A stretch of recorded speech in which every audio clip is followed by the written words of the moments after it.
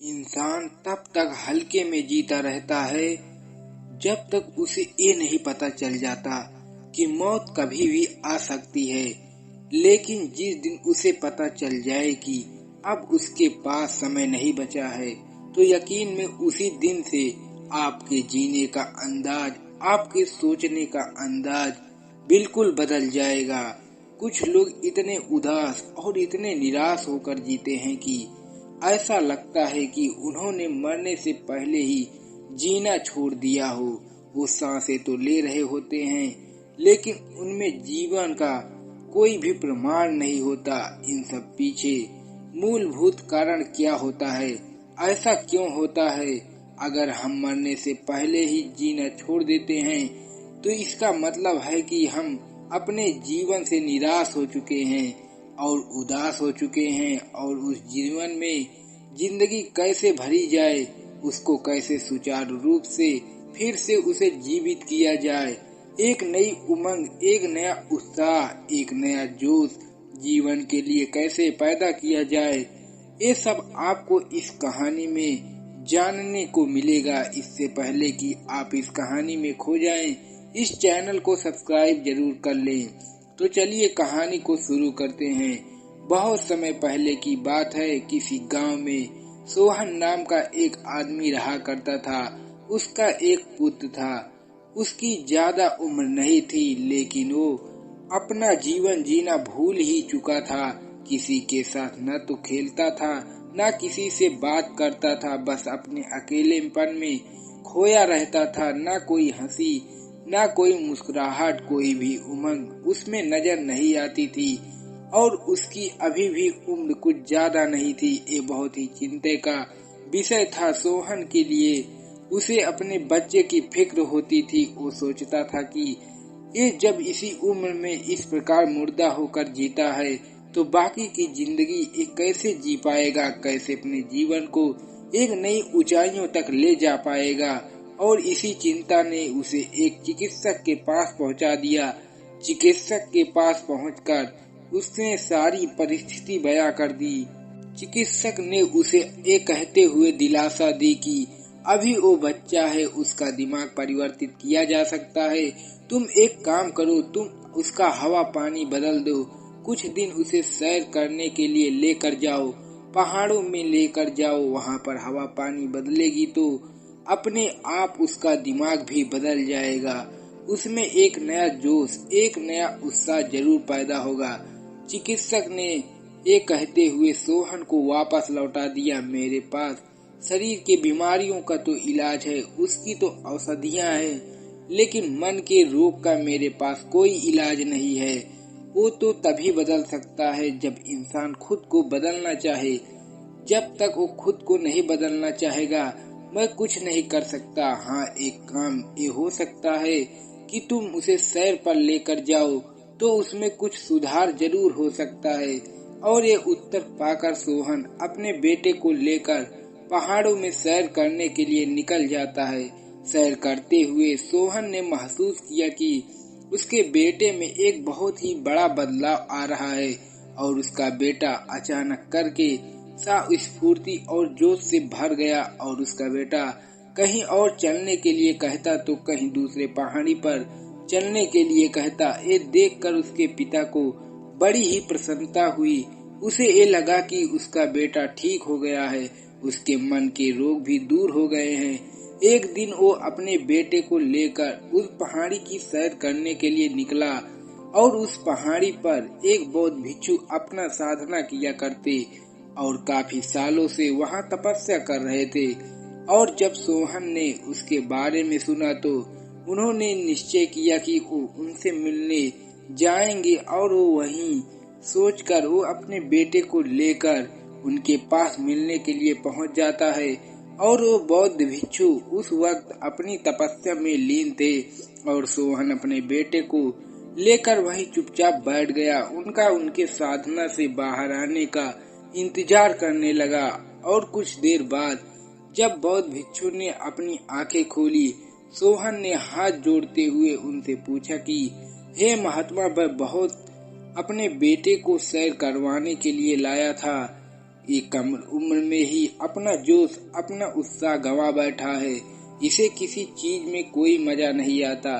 कृपया करके इसे कुछ ऐसे तरीके समझाएं जिससे ये अपने जीवन को पूर्ण रूप से जी सके और जीवित होकर जी सके, सुचारू रूप से जी सके। ये सुनकर बौद्ध भिक्षु ने मुस्कुराते हुए कहा कि आपका बेटा तो बहुत खुश लग रहा है, मुझे तो उसमें निराशा के कोई भी चिन्ह नहीं दिखाई दे रहे हैं। ये सुनकर सोहन ने कहा कि हे महात्मा, मैं इसे सैर करवाने के लिए लाया हूँ, इसी वजह से प्रसन्न है, ये खुश है, लेकिन ये घर पर बिल्कुल भी निराश रहता है, उदास रहता है। ये सुनकर बौद्ध भिक्षु ने कहा कि बेटा, अगर तुम इस सफर पर इतने खुश हो तो अपनी जिंदगी के सफर का आनंद क्यों नहीं उठाते।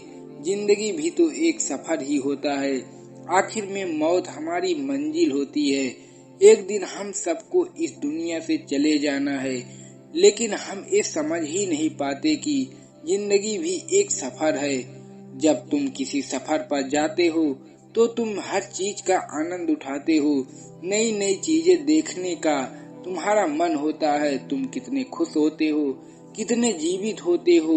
अगर तुम उसी प्रकार अपनी जिंदगी के बारे में सोचो, ये जिंदगी भी एक सफर है और इस सफर का जितना आनंद लिया जा सके, जितना मजा लिया जा सके, उतना ही कम है। ये विचारधारा तुम्हारे जीवन को रोशन कर सकती है। तो यहाँ से लौटकर हमेशा ये बात याद रखना कि जीवन भी एक सफर है। ये सुनकर सोहन के बेटे ने कहा कि हे महात्मा, सफर में तो सारी चीजें नई नई होती हैं, नई नई जगह होती है, नए नए पहाड़ होते हैं, लेकिन जीवन में कुछ भी नयापन नहीं होता। जिंदगी में तो वही पुरानी चीजें वापस लौटकर आती रहती हैं।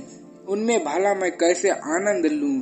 बात बिल्कुल सार्थक थी। जब कोई इंसान घूमने के लिए जाता है तो वह जगह नई नई होती है, लेकिन कुछ दिन बिताने के बाद वही जगह पुरानी हो जाती है, उसमें से रस खत्म हो जाते हैं। तो इसका जवाब देते हुए बौद्ध भिक्षु ने कहा, बेटा एक बात बताओ, तुम्हारे पिता बगीचे में रोज पौधों को पानी देते होंगे?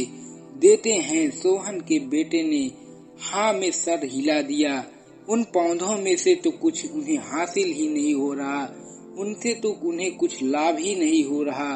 रोज उन्हें वो काम करना पड़ रहा है, फिर भी वो क्यों कर रहे हैं? उनमें उनका क्या लालच है? आदमी सुबह सुबह दौड़ने के लिए जाता है, उससे तो उसे कुछ ज्यादा लाभ होने वाला नहीं है, लेकिन फिर भी वो सुबह सुबह सैर करने के लिए जाता है। क्यों जाता है? याद रखना, जीवन में बहुत सारे काम ऐसे होते हैं जो बिना लालच के किए जाते हैं, सिर्फ अपने दिल को, अपने मन को जिंदा रखने के लिए, उसमें उत्साह और जोश बरकरार रखने के लिए। जब भी हम पौधे में पानी देते हैं या सुबह सैर करने के लिए जाते हैं तो उससे हमारा मन प्रसन्न होता है, खुश होता है। जब आदमी दौड़ता है या सैर करता है तो उसके शरीर की पुरानी कोशिकाएं खत्म होती हैं और नई कोशिकाएं जन्म लेने लगती हैं। जब पुरानी कोशिकाएं शरीर से बाहर निकलती हैं तो शरीर में एक नयापन आता है, एक नई ताजगी आती है, नई कोशिकाओं को नया जीवन मिलता है, जिससे आदमी एक नएपन का अनुभव करता है। तो उसी प्रकार बगीचे में जब आदमी पानी देता है तो वो पौधों में एक नया जीवन संचारित करता है, जिसकी वजह से उसका मन भी खुश होता है जो उन पौधों में पानी दे रहा होता है।